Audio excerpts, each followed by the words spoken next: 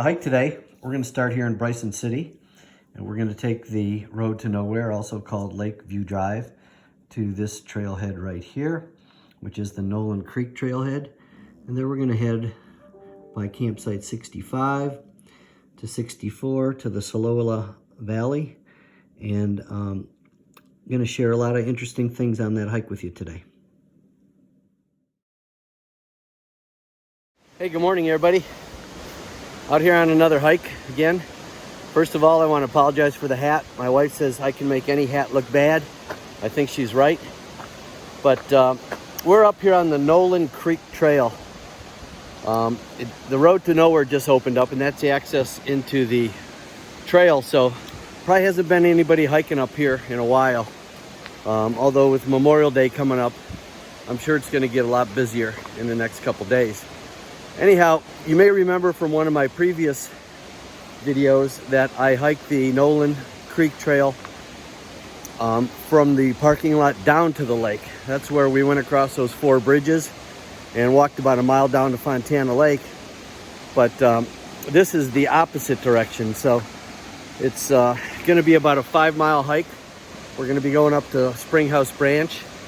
And as I mentioned before in some of my videos, this was a very vibrant community back in the 1930s, 1920s. So a lot of people used to live up here on Nolan Creek. So we're going to see if we come across any old signs of the old settlers that were here. But let me turn this around a little bit so I can show you the creek. It's obviously flowing pretty heavy because it's rained the last couple days, but it'll give you an idea of how pretty it is back here.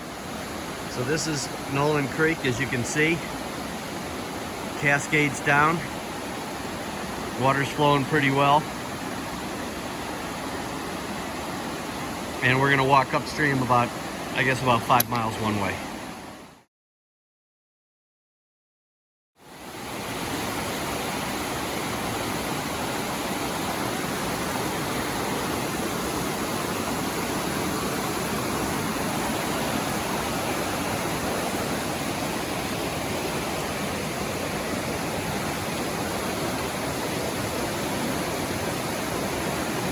Here we are at campsite 65. It's 1/10 of a mile back up that trail.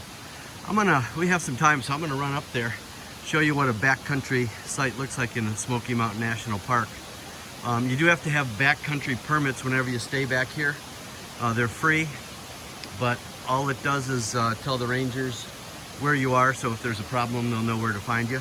But let's take a little jaunt back here on this little trail and see what a little Great Smoky Mountain National Park campsite looks like.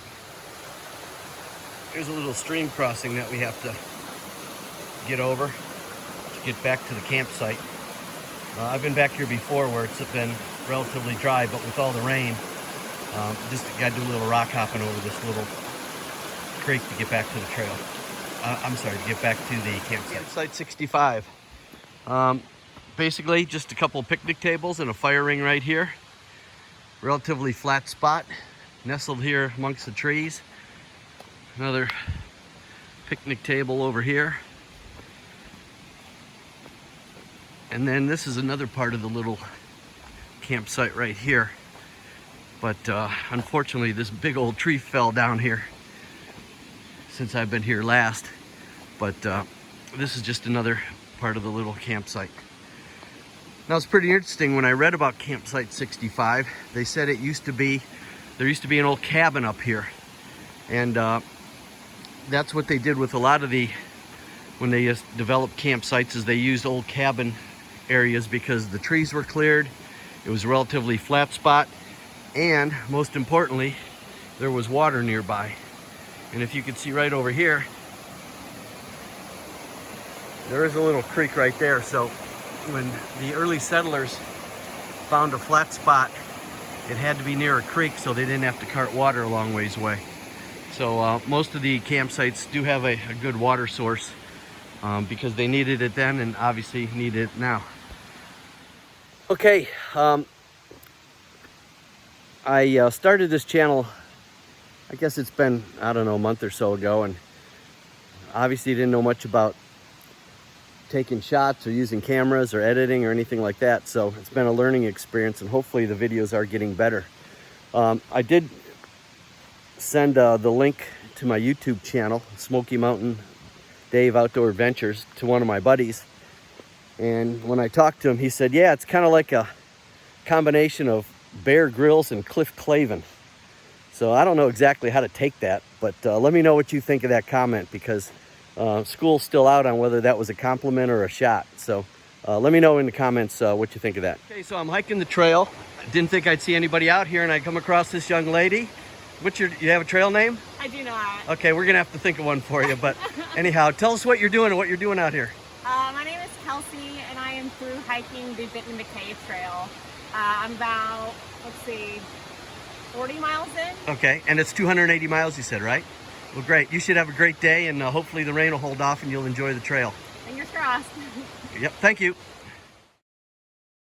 Trail that she referred to is a 280-mile trail that actually starts at Springer Mountain, Georgia, the same place as the AT, and ends at Mount Sterling in the Smoky Mountain National Park.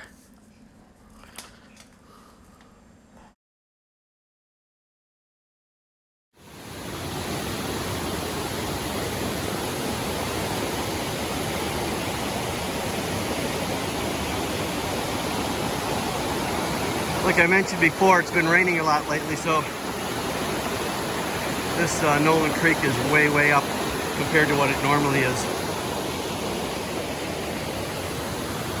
But it's a beautiful creek, and this is one of my favorite spots to hike in the national park, is this Noland Creek and Nolan Divide area. Really, really cool. Remember what I said about boxwoods that look out of place? These are two. Like I said, they've been here a long, long time. They definitely aren't native to the area, and they usually planted them when they had a cabin or homestead. So let's walk back here just a little bit and see what's back here.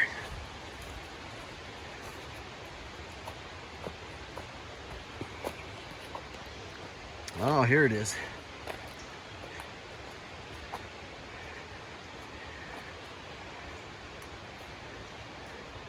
Yeah. Here's the old foundation of an old house that was back here. Somebody found an old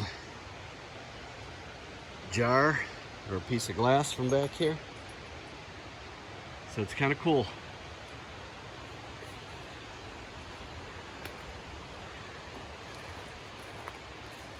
I know it sounds kind of corny, but I always kind of, when I see something like this, put myself back in there and say, how did people live back here? This is about 10 miles from town, from Bryson City, so it was a 10-mile walk or a 10-mile buggy ride or a 10-mile horse ride back in the day, but this is probably from the early 1900s. There's some old wire there. This actually looks like the front porch right here, which is kind of cool. Steps going into the porch, and then you can see the foundation of the old cabin. Obviously all the wood and everything else is rotted away, but still pretty cool to come across this stuff, because the national park was inhabited by 6,000 landowners back in the day. So there was 6,000 people that had to be moved, or in some cases they just owned property or whatever. But let's see what else we can find here. There's some old tin, probably from the roof. And again, we're not far from a water source. The river's just, or the creek is just across the road. And then here is the some more of the wall. So I'm not sure how big the cabin was, or if this is just type of retaining wall or a corral to keep animals in, but it's pretty cool back here.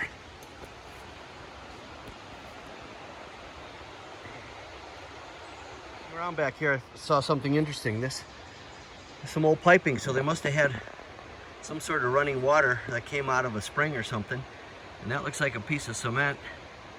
So this might have been their well right here, and you can see a little bit more piping back here. Some more remnants of some piping of some sort.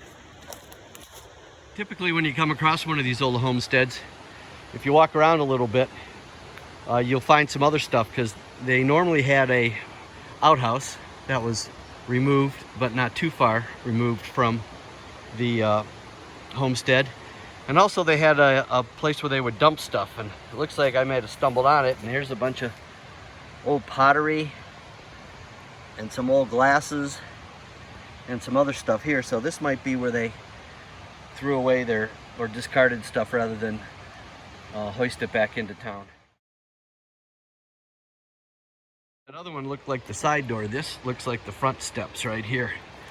Yep, as you can see, right here.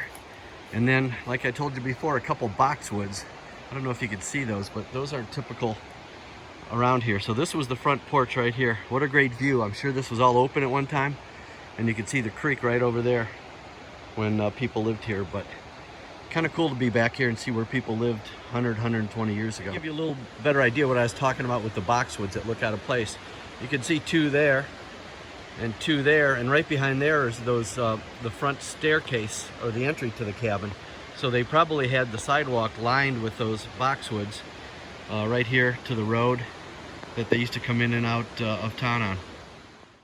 When I talked earlier about how the lumber companies ravaged the area in the national park prior to becoming a park, here's a picture of a tree, and this is a poplar tree, and you can see how big it is based on the guy in the lower right corner.